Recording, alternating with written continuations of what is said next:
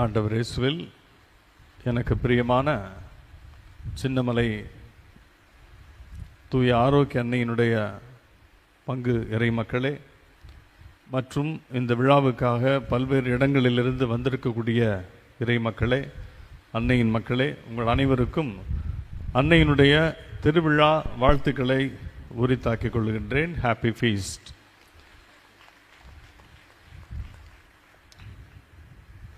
இன்று மறைவுரைக்காக நமது பாசமிகு பங்கு தந்தை கொடுத்திருக்கிற தலைப்பு என்ன என்று போட்டிருக்கிறது? முதுமையில் உற்ற துணை அன்னை மரியாள். வெரி குட், நல்ல சவுண்டாக சொல்கிறீங்க. ஒரு முதிர்ந்த வயதை சேர்ந்த தம்பதியர் 2 பேர் வாழ்ந்துகிட்டு இருக்காங்க. அந்த கணவர், அவர் முதியவர், அவருக்கு ஒரு டவுட்டு, நம்ம சொல்கிறதெல்லாம் நம்ம ஒய்ஃபு காதில் விழுகுதா, கொஞ்சம் காது கேட்காத மாதிரி தெரியுதே அப்படின்னு சொல்லி என்ன செய்கிறாரு, டாக்டர்கிட்ட கேட்குறாரு, ஃபோன் பண்ணி கேட்குறாரு, டாக்டர் என் ஒய்ஃபுக்கு காது கேட்காத மாதிரி தெரியுது, உங்கள்கிட்ட கூட்டிகிட்டு வரணும், ஒரு அப்பாயின்மெண்ட் தர முடியுமான்னு கேட்குறாரு. அப்போ டாக்டர் சொல்கிறாரு, நீங்கள் உடனே என்கிட்ட வந்துட வேணாம், முதல்ல உங்கள் ஒய்ஃபுக்கு உண்மையிலேயே காது கேட்கலையான்றதை ஒரு டெஸ்ட் பண்ணி பாருங்க அப்படிங்கிறார் doctor, ENT doctor.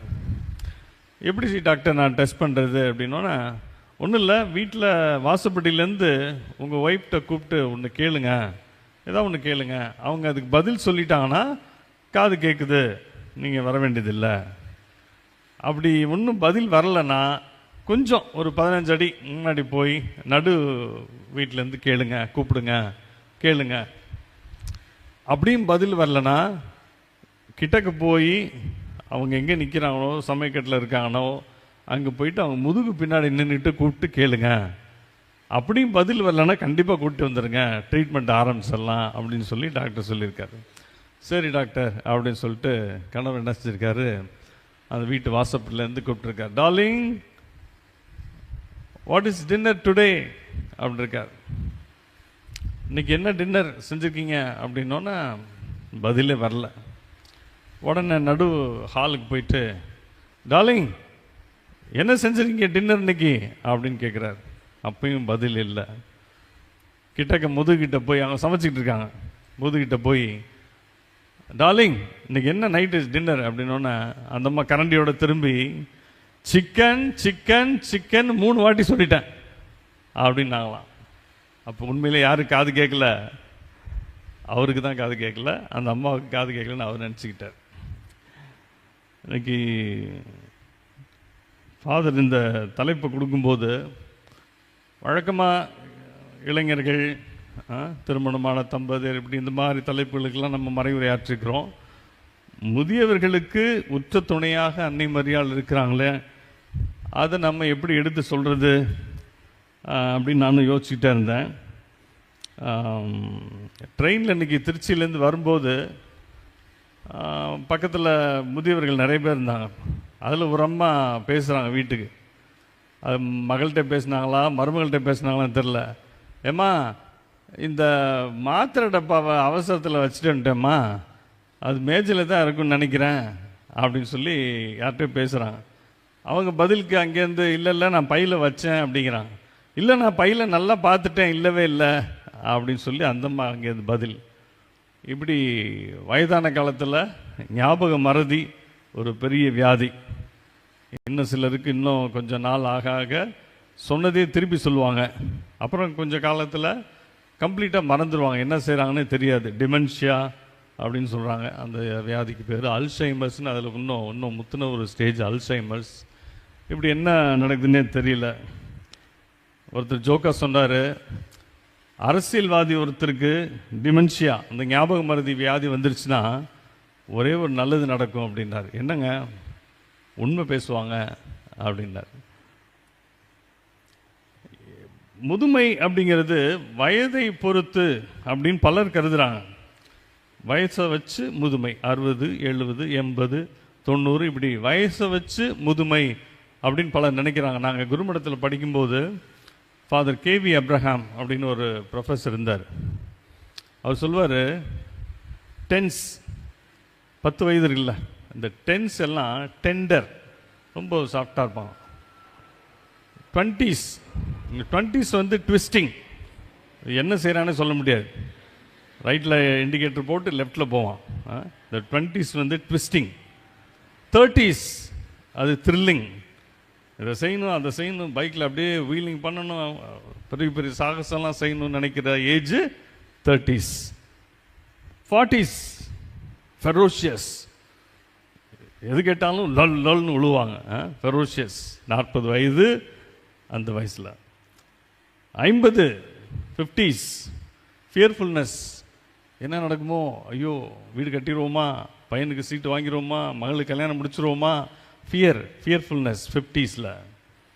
60s seriousness, எப்போதுமே சீரியஸாகவே இருப்பாங்க, எது கேட்டாலும் சீரியஸாகவே பார்ப்பாங்க, சீரியஸாகவே பேசுவாங்க 60ஸ்ல 60களில்.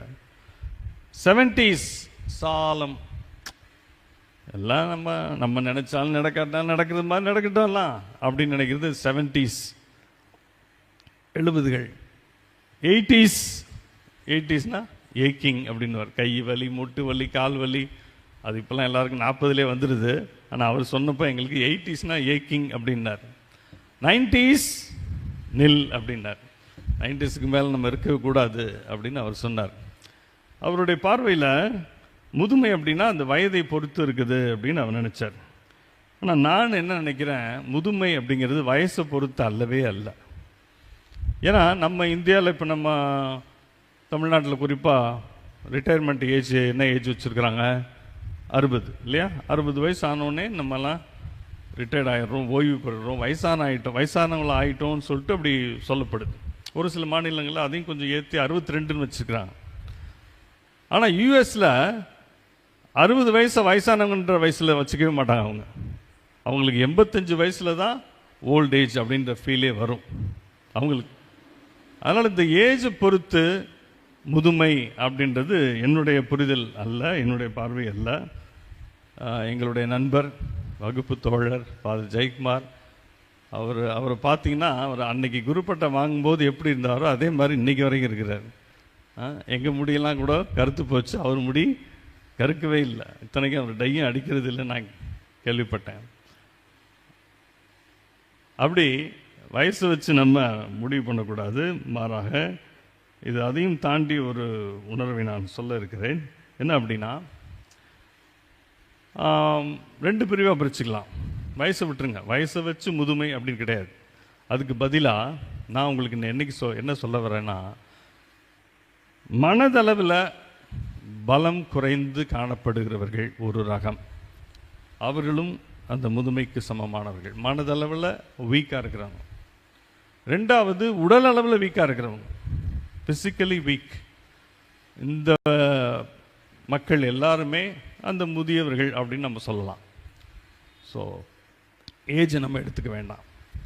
இன்றைக்கி அதுக்கு ஒரு எக்ஸாம்பிள் தான் இன்றைக்கி நற்செய்தியில் நம்ம வாசிக்க கேட்டோம் இல்லையா? அன்னை மரியாள் இந்த 2 பருவங்களையும் கடந்து ஒரு 3வது பருவத்துக்கு வந்திருக்கிறாங்க.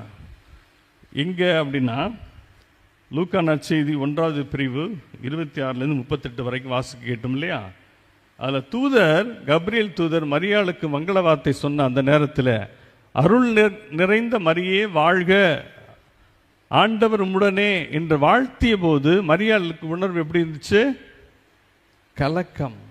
அவள் இந்த வார்த்தைகளை கேட்டு கலக்கம் அடைந்தான்னு வருது இல்லையா? அப்போ அந்த கலக்கம் அடைங்கிற அந்த ஸ்டேஜ் மரியாளும் அதை கிராஸ் பண்ணி வந்திருக்கிறாங்க. அடுத்தது, இது எப்படி நிகழும்? உடல் ரீதியாக சிந்திக்கிறாங்க. நான் கணவனை அறியேனே, இது எப்படி நிகழும் அப்படின்னு உடல் ரீதியாக தன்னுடைய அந்த ஒரு நிலையை புரிந்து கொண்டு மாதா நினைக்கின்றார்கள். இது நடக்க வாய்ப்பில்லையே. அப்போ யார் யாரெல்லாம் உடல் ரீதியாக பலவீனமாக இருக்கிறார்களோ அவர்களுடைய இடத்திலிருந்து அன்னை மரியாள் அதை அனுபவித்திருக்கிறார். கடைசியாக அவர் சொன்னது தான் மிக முக்கியமானது. இதோ ஆண்டவருடைய அடிமை. 3rd stage. 3 நிலைகள் அப்படி எடுத்துக்கலாம். ஃபஸ்ட்டு ஸ்டேஜ் கலக்கம், பயம். அது பாருங்கள், விசுவாசத்தோட படிகள் பாருங்கள் அப்படி. 2வது ஸ்டேஜ் ரீசனிங் அவுட், இது எப்படி நிகழும்? அல்லது உடல் ரீதியாக எனக்கு எந்த விதமான ஆணுடைய தொடர்பும் இல்லாமல் நான் எப்படி கருத்தரிக்க முடியும் அப்படின்னு நினச்சி பார்க்குறான். மூன்றாவது, இது எல்லாவற்றுக்கும் கடவுள் விளக்கங்களை கொடுத்த பிறகு ஆண்டவர்கிட்ட டோட்டலாக சரண்டர் ஆயிடுறான். அப்போ மாதா சொன்ன வார்த்தை, இதோ ஆண்டவருடைய அடிமை, உமது விருப்பப்படி எனக்கு ஆகட்டும். பேராயர் ஃபுல்டன்ஷின் சொல்லுவார், கடவுளுக்கு முழுமையாக யார் சரண்டர் ஆகிறாங்களோ அவர்கள்தான் தூய்மை, பியூரிட்டி அல்லது ஹோலினஸ் என்ற அந்த வேர்ச்சுவை பின்பற்றுகிறார்கள் என்று சொல்லுவார். Total surrender. ஹோலினஸ்னால் வேறு ஒன்றும் இல்லை, பியூரிட்டினா வேறு ஒன்றும் இல்லை, நம்மையே முழுவதுமாக கடவுளுக்கு கொடுக்குற அந்த ஒரு நிலை. அப்போ இன்று முதியவர்கள் எல்லாத்துக்கும் மாதா சொல்லுவதாக இருந்தால், உற்ற துணையாக நான் உங்களோடு இருக்கிறேன் என்று அன்னை மரியாள் சொல்லுவதாக இருந்தால் என்ன சொல்லுவார்கள் என்றால், அன்பான என் சகோதரர்களே, என் பிள்ளைகளே, நீங்களும் என்னை போல கடவுளிடத்திலே சரணாகதி அடையுங்கள். Surrender your selves totally. இதுதான் அந்த மூன்றாவது நிலையிலிருந்து மாதா நமக்கு சொல்லக்கூடியது. அங்குதான் ஒரு நிலையான ஒரு அமைதி நமக்கு கிடைக்கும், கடவுளிலே சரணாகதி அடையும் போது. பேராயர் ஃபுல்டன்ஷீன் அவர்கள் அவரிடத்தில் கேட்டிருக்கிறாங்க, நீங்கள் மகிழ்ச்சியாக இருக்க 3 விஷயங்களை தேர்வு செய்வீங்கன்னா என்னென்ன தேர்வு செய்வீங்க அப்படின்னு கேட்டிருக்காங்க. அதுக்கு அவர் சொல்கிறாரு, wisdom beyond all world knowledge, உலக அறிவுகள் எல்லாவற்றையும் கடந்த ஞானம், அது எனக்கு வேண்டும். 2வது, power that is beyond human power, மனித சக்திகளுக்கு அப்பாற்பட்ட ஒரு பவர் வேண்டும். 3வது, love that gives life for us, எனக்காக உயிரையும் கொடுக்கக்கூடிய அன்பு. இந்த 3ம் யார்கிட்ட இருக்குது அப்படின்னு பேராயர் ஃபுல்டன்ஷீன் சொல்கிறாருன்னா, அது இயேசுகிட்ட மட்டும்தான் இருக்குது. இயேசுகிட்ட மட்டும்தான் உலக அறிவுகளுக்கெல்லாம் கடந்த இறை ஞானம் இருக்கிறது.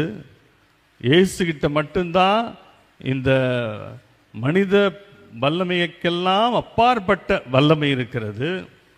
இயேசுவிடம் மட்டும்தான் நமக்காக உயிரை கொடுக்கக்கூடிய அளவுக்கு அன்பு இருக்கிறது. எனவே இந்த 3ம் இருப்பதால் எனக்கு இது 3 போதும், இயேசுவே எனக்கு போதும் என்று பேராயர் ஃபுல்டன்ஷீன் சொல்கிறார். கோ டு ஹெவன் என்ற அந்த புத்தகத்தில். பிரியமானவர்களே, அன்னை மரியாள் அப்படி ஆண்டவரை பற்றி கொள்ளத்தான் நமக்கு இன்று செய்தியாக சொல்லுகின்றார். வேறு ஒன்றுமல்ல. உற்ற துணைனா நான் அப்படியே வந்து உங்கள் பக்கத்தில் உட்காந்துக்கிறேன், நீங்கள் எங்கே போனாலும் கூடவே வந்துடுறேன் இல்லை. மரியாள் கடைசியாக சொன்ன வார்த்தை, பைபிளில் கடைசியாக மாதா பேசின வார்த்தை என்னன்னு சொல்லுங்க பார்க்கலாம். புதிய ஏற்பாட்டில் மாதா கடைசியாக பேசின வார்த்தை, அவர் உங்களுக்கு சொல்வதெல்லாம் செய்யுங்கள். அவ்வளோதான். இதுதான் மாதா கடைசியாக பேசின வார்த்தை.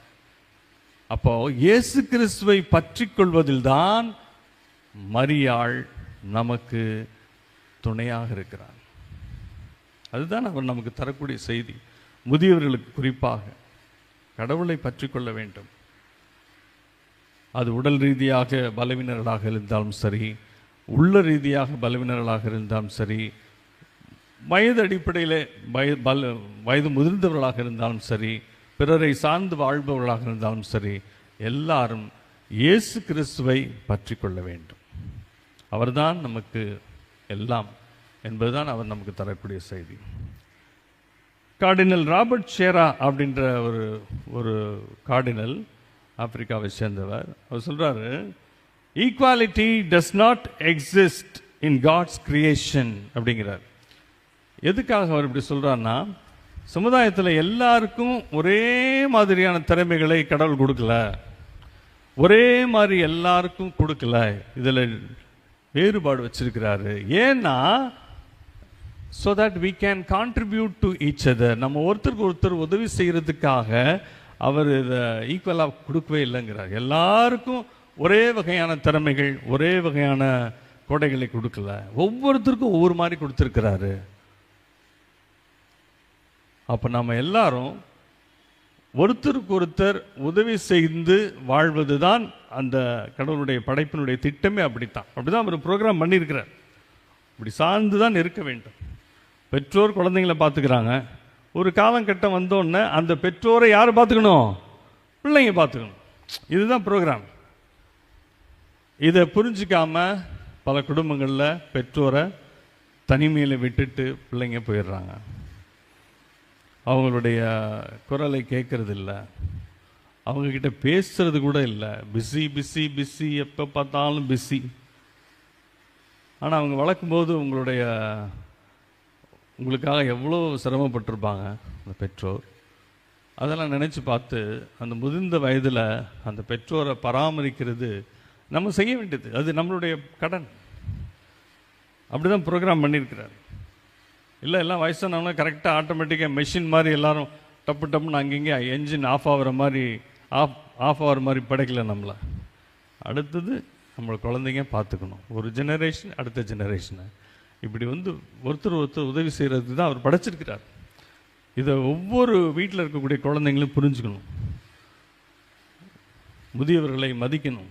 சீராக் என்ற அருமையான நூல், கத்தோலிக்கருடைய பைபிளில் மட்டும்தான் நீங்கள் அந்த புத்தகத்தை பார்க்க முடியும். சீராக் அந்த நூலில் ஆண்டவர் சொல்கிறாரு, யார் ஒருவன் தன் தாயை மதித்து நடக்கிறானோ, தாயை பராமரிக்கிறானோ, அவனுக்கு நிறைந்த செல்வத்தை கொடுப்பேன்.